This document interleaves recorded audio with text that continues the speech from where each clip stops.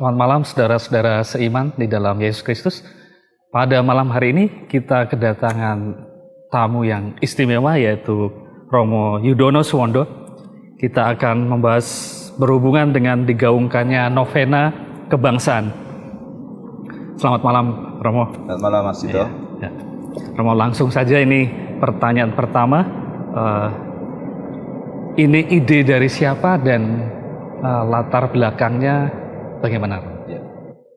Baik, novena kebangsaan itu memang muncul dari gagasan kevikepan dalam pertemuan-pertemuan Dewan Harian, tapi juga pada waktu itu ada ulang tahun jaringan kerahiman ilahi di Temon, lalu ada doa untuk bangsa dan negara. Lalu saya pikir perlu ya kita itu selain kita berhiruk pikuk menyambut tahun elektoral, saya tidak mau mengatakan tahun politik ya, tapi tahun elektoral karena setiap tahun itu tahun politik. Tahun elektoral itu tahun pemilihan, pasti akan ada hiruk pikuk pergerakan orang, pergerakan pikiran, pergerakan media, pergerakan berita dan sebagainya. Dan kalau tidak hati-hati, orang akan berada pada suasana yang riuh dan keruh. Maka sebagai orang beriman, saya berpikir dengan teman-teman itu, apakah tidak lebih baik kalau umat di mana kita dipercaya untuk melayaninya itu juga kita ajak untuk memberi roh, memberi kedalaman dari nanti suasana hiruk pikuk ini dengan doa. Dan doa itu saya kira milik semua agama. Semua agama juga sebenarnya saya undang juga untuk bersama-sama mari berdoa untuk negara kita, untuk proses elektoral ini supaya nanti hasilnya siapapun yang terpilih itu pasti akan menjadi baik. Maka novena ini adalah memberi spirit, memberi kedalaman dari kegiatan kemanusiaan kita, kegiatan manusiawi kita, apalagi terkait dengan suasana politik bangsa pada tahun elektoral itu. Kira-kira itu Mas gambarannya. Ya, di tengah kecenderungan bahwa institusi-institusi agama bisa dimanfaatkan kadang-kadang oleh kelompok-kelompok politik, ini memang sesuatu yang menurut saya memang sangat sangat menarik atau bisa memberi semacam balancing ya. Maksudnya bahwa kegiatan politik tapi di situ orang-orang Kristiani diajak untuk terlibat tapi dalam kesadaran yang yang lebih dalam atau mencoba melihatnya dari bagaimana Romo? Spiritualitasnya apa Romo? Saya kira kita perlu mengembalikan agama pada tempatnya. Bahwa agama itu punya kewibawaan tinggi. Karena apa? Karena terkait dengan yang ilahi. Sang pencipta alam semesta, pencipta langit dan bumi ya kan? Kewibawaan agama itu tinggi sebetulnya. Hanya menjadi pada tataran praktis seringkali terganggu oleh ulah 1-2 orang.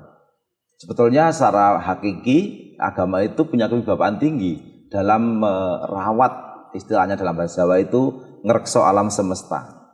Semua orang, bahkan orang-orang pemerintahan pun berdasarkan imannya kepada Tuhan. Nah ini kewibawaan tinggi agama itu yang ingin kita kembalikan sebetulnya. Bahwa agama bukan menjadi kendaraan politik atau alat politik, tapi agama itu di atas politik.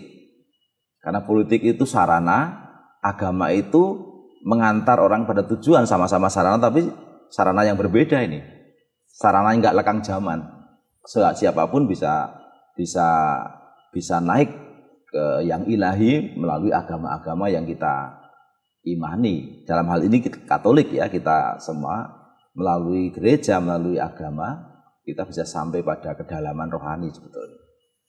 Secara khusus kalau kita bisa membayangkan atau berimajinasi,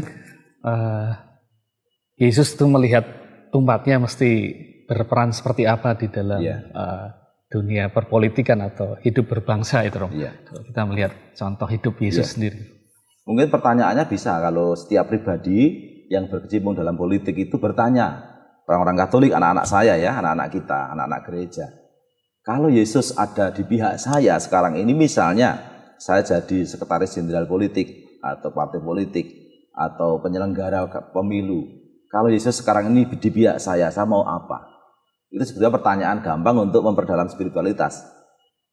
Jadi semuanya dilihat dari kacamata Yesus, kacamata ilahi. Menghendaki apa Allah dengan ini yang sekarang di tangan kita ini? Kalau orang sampai pada pertanyaan itu dan sampai bisa menjawab itu, lalu kemudian semua perangkat politik apapun itu menjadi sarana untuk mewujudkan bonum commune, kebaikan umum. Partainya apapun, itu anak-anak kita semua. Orang Katolik yang ada di partai manapun itu anak-anak gereja. Tugas Anda membawa roh iman Anda di dalam tempat di mana Anda berada. Jadi memang agak tidak mudah ini, karena sekarang ini praktis ya. Maka apa salahnya gereja memberi arahan, memberi clue untuk kemudian dipikirkan oleh kawan-kawan yang berkecimpung di partai politik. Ini sebuah tanggung jawab yang besar juga ya bagi umat Katolik untuk berperan bagaimana menciptakan bonum commune itu untuk bangsa ini ya. Betul. Dan itu panggilan. Itu panggilan. Bukan hanya sekedar tugas, tapi panggilan sebagai umat beriman. Tugas kita adalah bagaimana membuat atau menciptakan ruang bersama yang sungguh-sungguh dapat dimasuki oleh semua pihak. Lalu orang yang kemudian nanti dalam kontestasi politik kemudian memenangkan kontestasi itu harus kemudian berpikir, saya bukan sekedar politikus, tapi saya negarawan. Di tingkat apapun, tingkat RT, RW, tingkat lurahan, kecamatan, kabupaten, provinsi sampai nasional, ketika sudah terpilih dan kemudian disetujui oleh seluruh rakyat, Anda negarawan. Segera harus berbalik dari partisan politik atau alat politik kemudian menjadi negarawan. Dan itu sebetulnya para pendahulu kita, para pendiri bangsa itu menghendaki orang-orang berjiwa macam itu. Dan itu hanya mungkin kalau landasan imannya kokoh. Itu kira-kira arah yang nanti kita tuju dengan novena kebangsaan. Kita nanti belajar banyak tokoh di dalam novena itu. Jadi sekarang kalau kita melihat materi yang sudah disiapkan untuk novena itu apa saja, Romo? Yang jelas seluruh materinya itu bernada syukur. Misalnya yang pertama nanti ada syukur atas kekatolikan, syukur atas Pancasila, syukur atas Bhinneka Tunggal Ika. Semua hal itu ternyata bisa kita syukuri. Dan kalau kita melihat nanti juga novena itu dari sisi liturgi itu juga mau kita pakai untuk katekese, di mana di dalam TPE kita itu ada doa khusus untuk tanah air, privasi tanah air, dan juga nanti doa syukur agungnya pun ada nanti di situ, bisa dikolaborasi. Oh, jadi itu misa juga ya? Iya, ada di dalam misa. Oh, jadi novena itu dalam misa, tapi juga ada aksi, ada refleksinya. Jadi yang utama adalah misanya itu, doanya itu. Itu doa tertinggi kita kok. Iya, iya. Orang Katolik dipanggil untuk ikut misa, novena kebangsaan, karena di situ nanti saya minta pada Romo Dedi, Komisi Liturgi, untuk memakai doa syukur agung dan privasinya untuk tanah air. Yang seringkali kita pakai pada hari raya 17 Agustus. Privasi khusus dan sangat indah di situ. Itu arah yang mau kita tuju untuk Indonesia damai. Wah, ini ide yang sangat menyegarkan, dan saya pikir bisa menjadi contoh untuk umat-umat Katolik di kefikepan lain.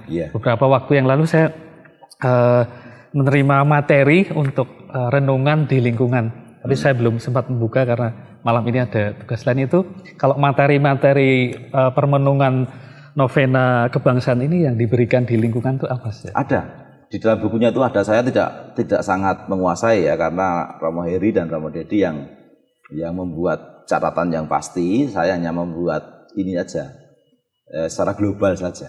Tetapi materinya jelas, misalnya syukur atas kekatolikan. Kita belajar dari orang-orang Katolik di awal-awal negara kita. Kita belajar dari bagaimana kekatolikan itu sungguh-sungguh ketara dan ketompo.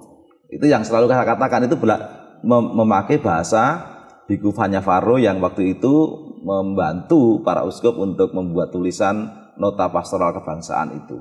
Yang isinya itu gereja yang signifikan dan relevan. Relevan dan signifikan. Relevan itu signifikan itu ketara, relevan itu ketompo. Jadi bahasa Jawanya itu dari Romo Gito itu, Gito Wiratmo. Beliau mengatakan gereja yang ketara dan ketompo. Ketara itu umat Katolik merasa aku adalah bagian dari gereja. Ketompo itu di masyarakat orang Katolik kehadirannya itu bermakna, tidak malah menjadi batu sandungan. Nah, novena itu nanti mengarahkan kita kembali ke permenungan-permenungan soal itu. Oh iya ya, itu soal pemahaman, lalu kemudian merasa dan bertindak. Ada aksi-aksi yang kita buat. Gitu Mas. Jadi ini resminya nanti di launching itu kapan acara? Begini, novena. Jadi novena ini isinya itu sama, satu buku sudah disiapkan, juga PDF-nya boleh kok disebarkan kemana-mana.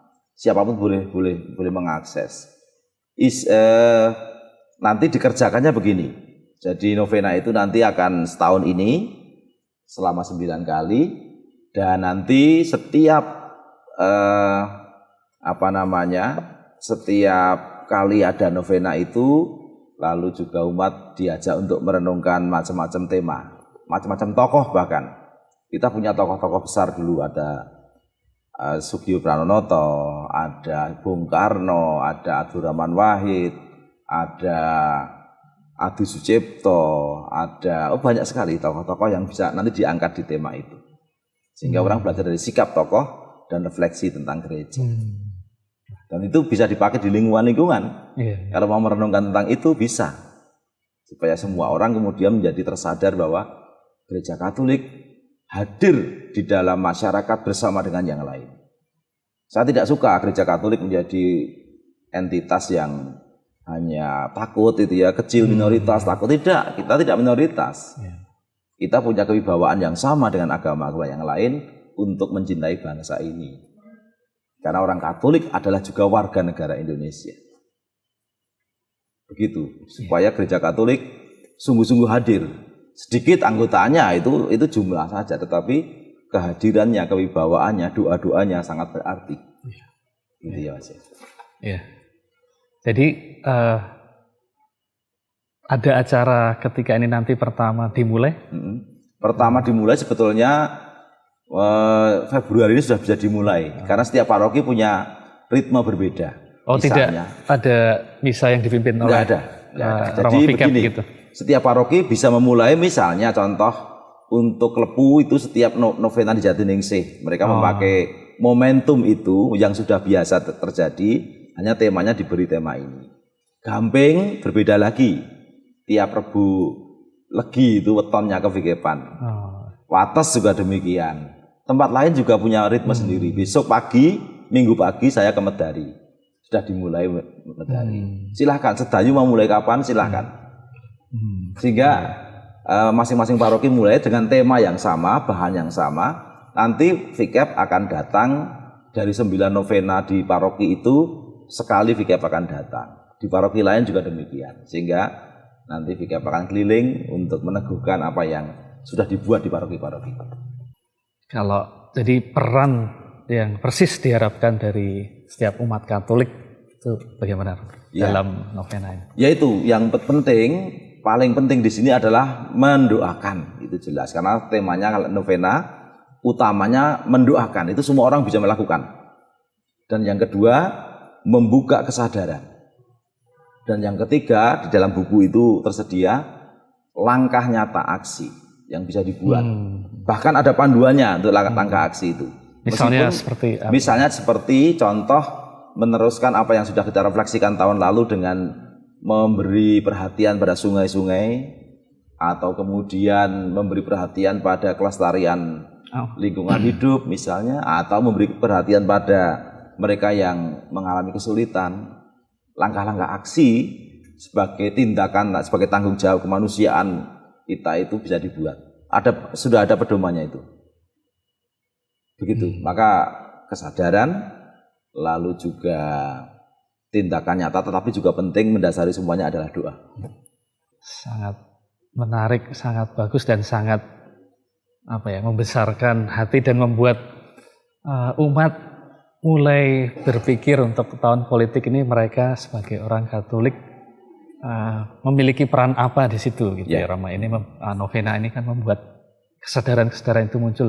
Kalau sebelumnya mungkin kita melihat itu sebagai peristiwa nyoblos dan sebagainya, dan kita biasanya menjadi kalut melihat berita-berita penuh persaingan, kotor, alat segala cara yang digunakan untuk memenangkan kepentingan-kepentingan tertentu di situ dipakai.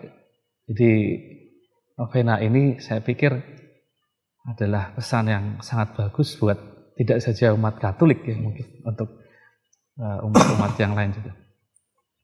Ada yang mau disampaikan lagi, Romo? Iya.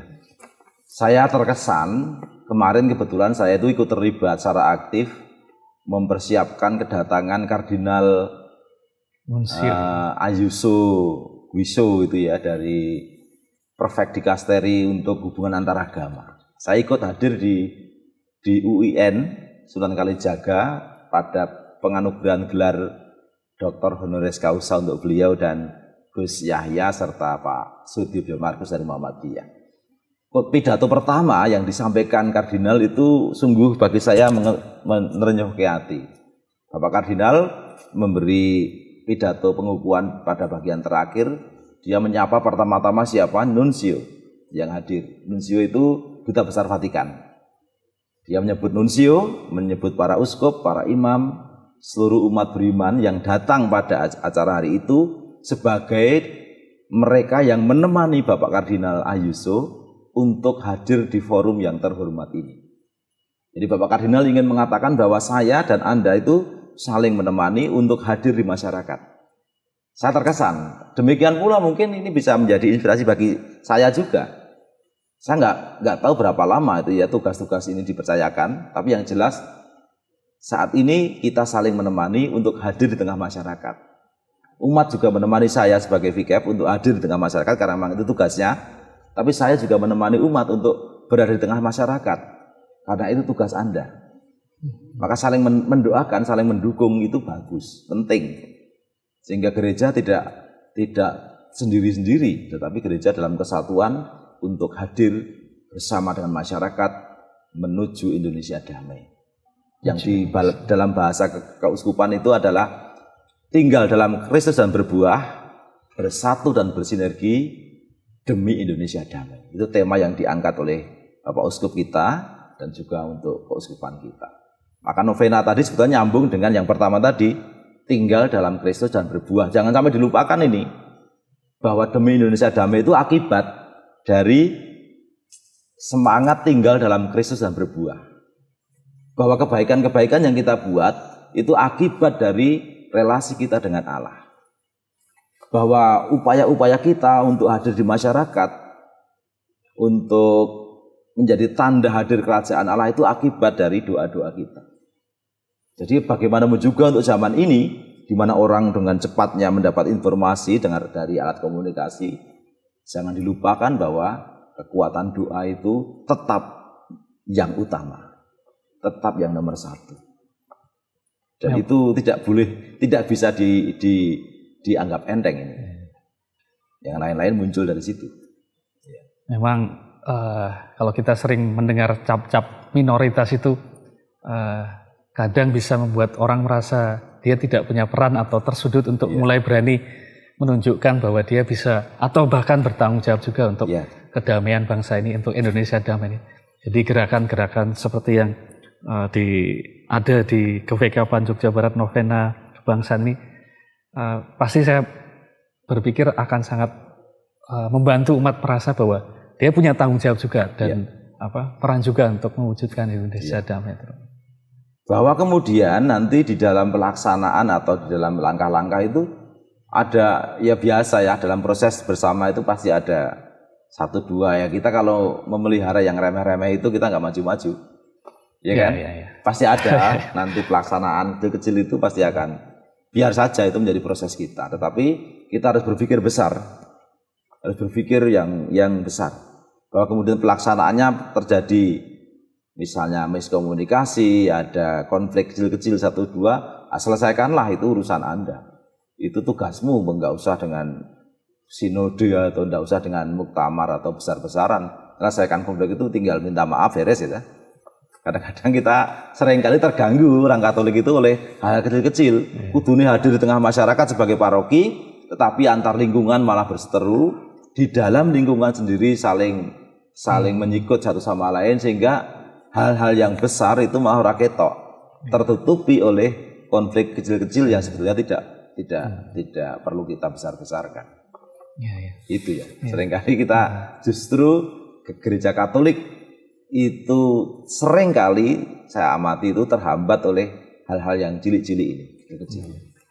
Ya, sangat menarik bahwa justru spiritualitas doa itu yang menjadi titik berangkat bagi umat Katolik untuk menunjukkan peran dan buahnya dalam kehidupan berbangsa. Itulah maka namanya novena kebangsaan, bukan gelendian kebangsaan, bukan seminar kebangsaan, tidak. Novena kebangsaan. Kata novena itu kemudian mengandaikan orang berdoa. Bahwa nanti ada akibat yang lain dari doa itu, silakan saja. Gitu. Begitu Mas, kira-kira. Sangat menyegarkan dan sangat membesarkan dan mendorong umat untuk berani melihat posisi dirinya sebagai umat Katolik dan perannya dalam kehidupan berbangsa ini. Sebagai penutup, mungkin Romo bisa memberkati umat. Baik, seluruh umat beriman yang terkasih, para Romo, suster, bruder, teman-teman muda, anak-anakku yang terkasih, mari kita bersama-sama berdoa Bapa kami. Bapa kami yang ada di surga, dimuliakanlah namamu, datanglah kerajaanmu, jadilah kehendak-mu di atas bumi seperti di dalam surga. Berilah kami rezeki pada hari ini, dan ampunilah kesalahan kami, seperti kami pun mengampuni yang bersalah kepada kami. Dan janganlah masukkan kami ke dalam pencobaan, tetapi bebaskanlah kami dari yang jahat. Amin. Tuhan bersamamu dan bersama roh. Saudara sekalian, dilindungi, dibimbing, dan diberkati oleh Allah yang Maha Kuasa, Bapa dan Putra dan Roh Kudus. Amin. Amin. Terima kasih. Salam sejahtera bagi kita semua. Terima kasih. Merdeka. Merdeka.